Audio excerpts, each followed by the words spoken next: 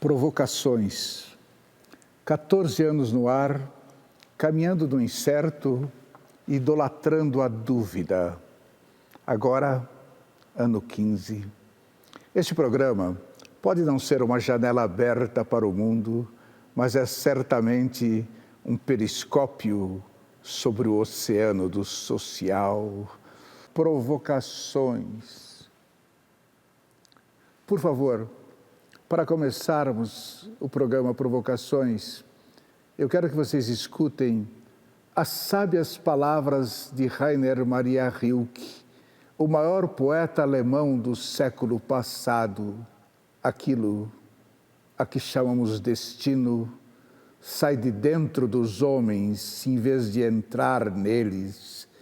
Não sabemos se nossos convidados de hoje chegaram a ler Rainer Maria Rilke, mas se não leram, ao menos o puseram em prática. Imagine um casal de publicitários de marcas famosas trocando tudo pelas periferias das Américas em busca de... Não, é claro que não é o dinheiro. Eles vão dizer o quê? Ao que parece, feita uma pequena parte do percurso, eles já se sentem achados na vida. Eles são Tainá de Castro e Marcelo Castro. Marcelo Castro. Vocês ganhavam bem na publicidade? A gente ganhava bem como iniciantes, assim, a gente tinha 25 anos, trabalhamos bem, ganhávamos bem para o cargo que a gente ocupava. O que vocês iam fazer todo fim de semana na periferia de São Paulo? A gente descobriu um grupo, um coletivo social que chama Os Mesquiteiros, que eles realizam sarau de poesia e oficinas culturais de teatro e poesia também em escolas públicas. E a gente se encantou com isso, vimos uma entrevista do idealizador e falou, a gente precisa sair da frente do computador, sair de reclamar tanto do mundo e começar a botar em prática, porque a mudança está dentro da gente. Aí então vocês descobriram que não estavam de bem com a vida. Pois é, eu acho que passar os finais de semana na periferia de São Paulo era uma experiência que para a gente era incrível. A gente saía de um mundo onde o nosso mundo, que era muito centrado em ter, e ia para uma periferia que era um mundo diferente, coletivo, e que a gente gostava muito, assim. E alguma coisa começou a entrar na nossa cabeça que não estava dando certo. Voltar para a semana não era bom. Nós sentimos que a mudança tinha sido de ser brusca, recomeçar do zero. Comente isso. A gente trabalhou, tanto eu quanto a Tainá, a gente trabalhou duro para chegar na posição que a gente tinha, profissional. E em um determinado momento a gente olhava e não sentia feliz com aquilo e sentia que a gente precisava mudar. Só que mudar dentro da nossa realidade e mudar em São Paulo, na São Paulo que a gente vivia, era para a gente muito difícil porque a gente já tinha muitos vícios dentro do nosso corpo que a gente fazia naturalmente sem pensar. Então essa mudança precisava ser um pouco maior do que você simplesmente trocar de trabalho, trocar de emprego. A gente queria trocar a nossa vida. Bom, então apareceu o seu projeto KG América, de Ushuaia ao Alasca. Como é que foi isso? Conte para nós. Quando a gente decidiu querer se aproximar mais de projetos sociais, dos movimentos sociais, a gente viu que a América é um continente gigantesco e que a gente gostaria muito de conhecer, a partir da América do Sul, que é o continente onde estamos, e até o Alasca, que são as duas pontas. É você ir da ponta mais ao sul, a ponta mais ao norte do continente. E o dinheiro dava? Não. O dinheiro, acho que quando a gente decidiu mudar, era um sonho que a gente tinha. A gente fez as nossas economias, fizemos lá, juntamos todo mês no nosso trabalho um dinheiro e decidiu sair. Se o dinheiro vai dar para a gente chegar até o final é uma dúvida que a gente tem, mas o fato só de sair, colocar o pé na estrada e colocar esse sonho em realidade já nos deixa realizados. Tainá de Castro, qual foi a palavra que pesou mais nessa virada? A de Marcelo ou a sua? Na verdade, foi meio que uma junção das duas ideias e das duas palavras, e a gente foi adequando ao que a gente achava melhor. Eu sempre fui muito apaixonada pela América Latina, e aí, mas eu também queria conhecer o mundo. Então, o Marcelo falou, pô, já que você gosta tanto da América Latina, e na América Latina tem tantas pessoas que precisam, por que a gente não concentra a nossa viagem, começa por aqui com os nossos vizinhos e depois a gente vai subindo. Então, foi meio que um consenso de ideias, assim. E como é para uma mulher da classe média paulistana virar andarilha na periferia de La Paz? Ao mesmo tempo que eu sempre fui muito desencanada com as coisas, óbvio, eu tive que me adequar a algumas coisas. Por exemplo, eu não faço mais a unha todas as semanas, como eu gostaria de fazer. Eu não corto o cabelo há quase 2 anos já. Então, são coisas que eu tive que me adequar e que a gente tem que se adequar, na verdade. Nós dois, a gente deixou a nossa vaidade muito de lado. E principalmente em La Paz, a gente se destaca muito na multidão porque a gente é muito diferente deles fisicamente. Apesar de eu ter essa cara meio bolachuda de indígena, a gente é diferente deles. Então, a gente tenta não aparecer demais para sempre estar olhando e não sendo olhado, sabe? Acho que sim, é um sonho meu também rodar pelo mundo, pela América. Na verdade, eu penso em fazer isso em 2015 e ainda está algo bem aberto. Não. Porque eu tenho minha família. Não posso largar minha família para ir viajar. Se eles fossem juntos, eu iria. Eu estou muito feliz hoje, bem realizado com o meu trabalho, com a minha esposa, com a minha filha. Eu não largaria. Mesmo indo com elas, não largaria. Qual o papel das mulheres nas periferias sul-americanas? É fortíssimo. Não sei, a mulher tem esse instinto materno de ajudar, de sempre cabe mais um. Então, eu acho que isso abre muitas portas para elas e faz com que elas recebam muito bem e ajudem muitas pessoas. Agora, no Uruguai, vocês atuaram ao lado de mulheres que sofreram violência doméstica. É como aqui? É como aqui. Eu escutei histórias de mulheres assim, e por ser o primeiro lugar que a gente estava, foram coisas que me pegaram de surpresa. Como o Marcelo falou, a gente saiu daqui com uma ideia, mas quando você está lá dando a cara para bater, a coisa é mais pesada, assim. Então, o que aconteceu com vocês? Vocês cuidaram de hortas no Uruguai. Quem lhes chamou? A gente entrava em contato com todas as organizações, via na internet qual que é, o que faz e como faz, e a gente ligava, a gente mandava e-mail e numa dessas a gente conseguiu trabalhar numa horta sustentável, num projeto lá, não é no Uruguai, é na Argentina, e foi incrível, assim, pra gente é um modo totalmente diferente de você pensar a vida, você viver do campo, sair da cidade, sair do estresse da cidade para uma vida mais tranquila no campo, cuidando do mato, cuidando das flores, dos frutos. E o que vocês fizeram na Argentina? Na Argentina, a gente trabalhou além dessa fazenda orgânica, a gente trabalhou com um projeto que se chama CONIN, que é uma organização que combate a desnutrição infantil em todo o país. E a gente trabalhou junto com as crianças menores, cuidando das crianças enquanto elas estão na organização. E a gente trabalhou num circo social, que foi um encanto para a gente.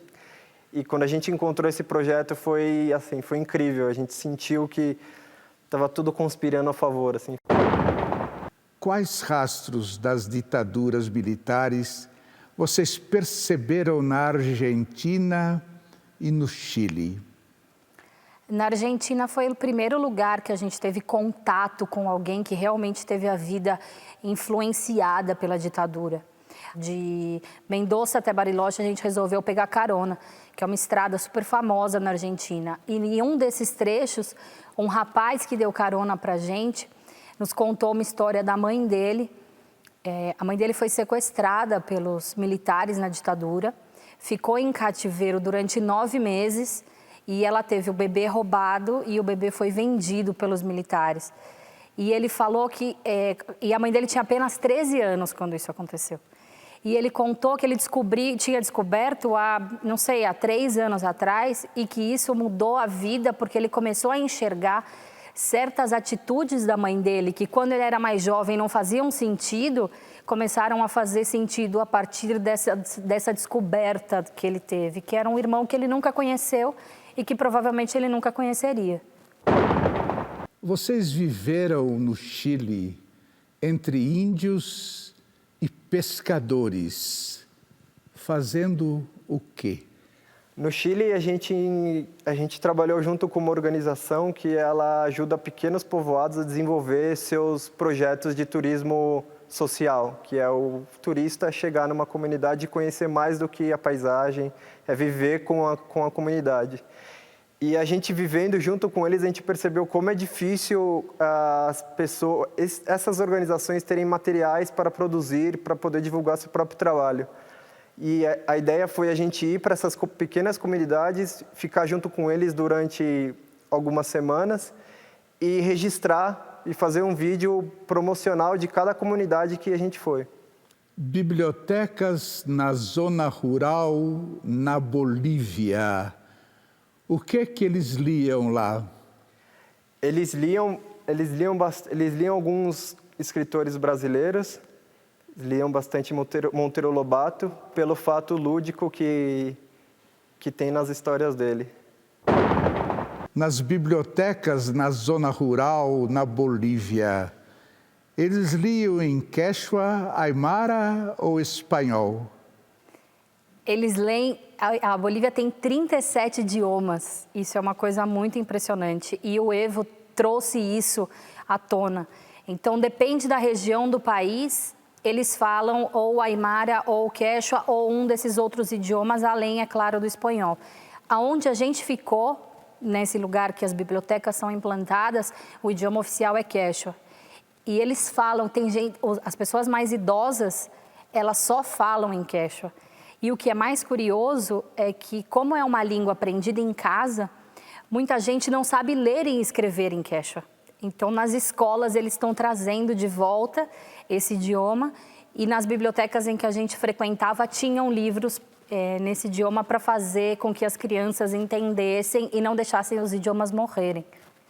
Como é que vocês se davam com os idiomas desconhecidos? Totalmente surdo-mudo. Aconteceu uma coisa curiosa comigo, eu estava em Cusco trabalhando num spa e tinha uma senhora que vendia ervas aromáticas nesse spa todos os dias. E eu estava sozinha um dia, todas as outras meninas que falam quechua estavam ocupadas e a senhora veio conversar comigo em quechua e eu falava, a única coisa que eu conseguia aprender a falar é não, que é maná, e a senhora me oferecendo as ervas e eu maná, e fazia assim como se eu não tivesse dinheiro, maná, maná, e ela me oferecendo e eu falei, aí eu desisti e falei, eu sinto muito, eu não posso fazer nada, e aí ela entendeu e foi embora. Chegaram a conhecer a nova arquitetura andina, os choletes. Os choletes, para quem não sabe, são os prédios em que moram os novos ricos indígenas, surgidos no governo Evo Morales. Não conhecemos. Não sabe nada sobre isso? Não. Tá bom. Então vamos perguntar de outra coisa. No Peru, como foi? No Peru a gente chegou em Cusco para conhecer um pouco da cidade e conhecer, evidentemente, o Machu Picchu. E a gente resolveu que lá a gente ia trabalhar para conseguir juntar um pouco mais de dinheiro para seguir a viagem. E eu trabalhei num bar como barman, num bar turístico, e a Tainá trabalhou num spa. E é engraçado que mesmo trabalhando em empregos que não são de projetos sociais, a gente teve contato muito com a base da pirâmide, com as pessoas simples, com as pessoas mais que não são tão assistidas quanto as que têm mais dinheiro. E entre o Uruguai e o Peru, vocês cometeram alguma transgressão?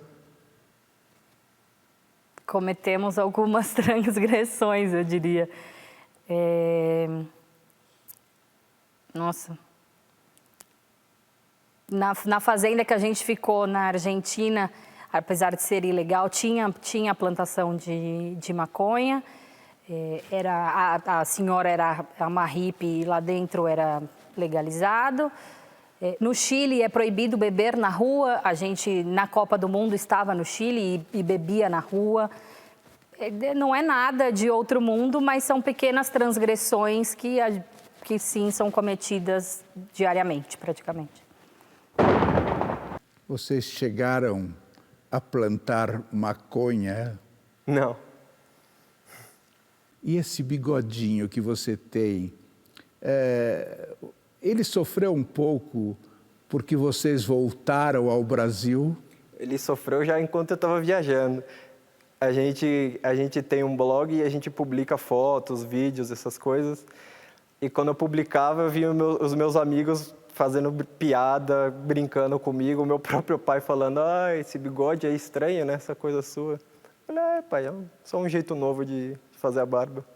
E o que melhor curou os seus males da alma nessa primeira etapa da viagem? Acho que a primeira experiência nossa no Uruguai, quando a gente saiu, o último dia, eles fizeram uma reunião e aí eles começaram a contar o porquê que eles queriam fazer aquela reunião e falaram o que eles sentiram da gente. E aí a gente ouviu tanta coisa bonita das pessoas que eu entrei no ônibus para voltar para o nosso quarto e eu comecei a chorar de tanta emoção, porque aquilo era incrível, assim, você sentir que você pode tocar e pode mudar pouco, mas pode ajudar a mudar a vida de algumas pessoas. Isso mudou a sua vida? Mudou, completamente. O que melhor curou os seus males da alma nessa primeira etapa da viagem? Eu acho que foi esse contato com as pessoas, de você conseguir perceber que o seu tempo é muito importante para alguém. Em São Paulo a gente vive correndo, nunca tem tempo para nada, para encontrar os amigos tem que marcar com 3 semanas de antecedência. E você doar o seu tempo para alguém e esse tempo realmente faz diferença na vida das pessoas, isso foi uma coisa que me tocou muito.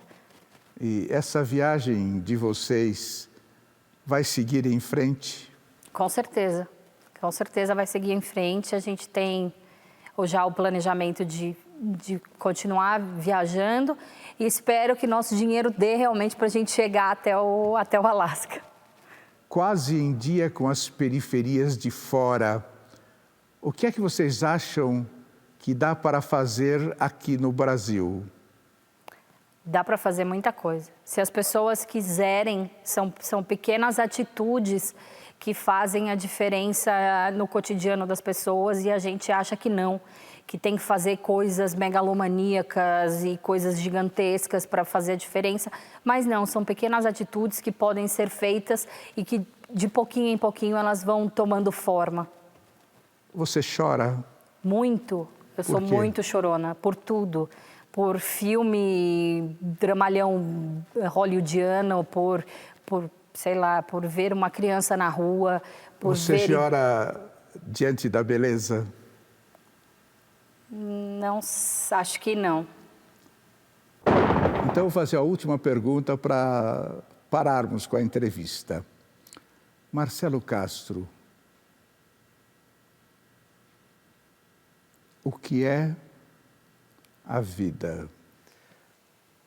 Eu vou parafrasear uma grande escritora, Eliane Brum, que ela fala que a vida é você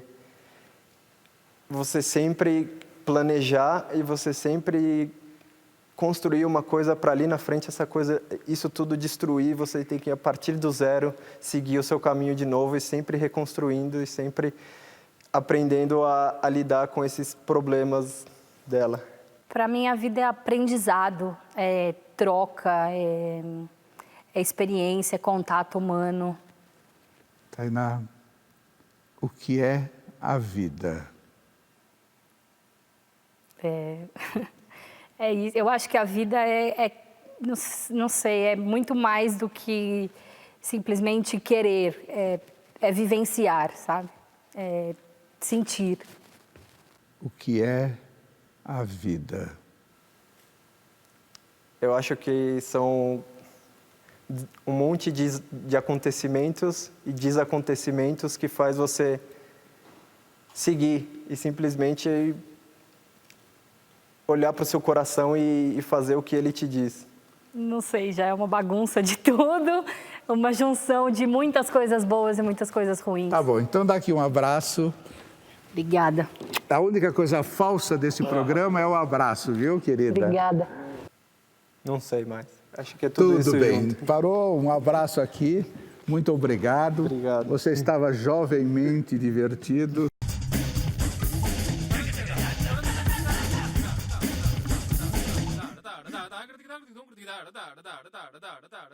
Um dia, tudo será memória. As pessoas que andam naquela rua, as gentis, as sábias, as más, todas terão memória. O mendigo que passa sem o cão, o ginasta, a mãe, o bobo, o cético, a turista, Deus, inclusive, regendo o fim das coisas memoráveis, também será memória. Deus e os pardais, os grandes esqueletos do Museu Britânico e todo sofrimento serão memória. Eu, sentado aqui, serei só esses versos que dizem haver um eu sentado aqui.